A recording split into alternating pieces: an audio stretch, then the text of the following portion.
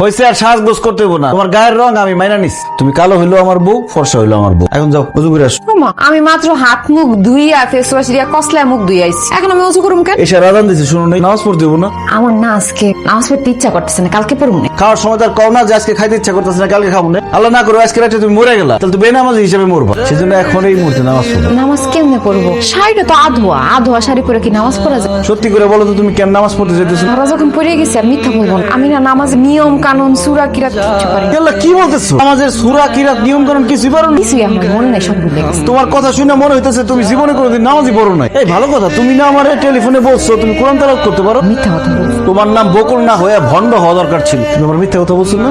আমি তোমার উচিত শিক্ষা দেবো। দেখ এই এত সকালে আমার আপনি কই নিয়ে যাইতাছেন? কোথায় যাইতেছি গেলে বুঝতে পারবো। আসো। আসসালামু আলাইকুম মৌলভী সাহেব।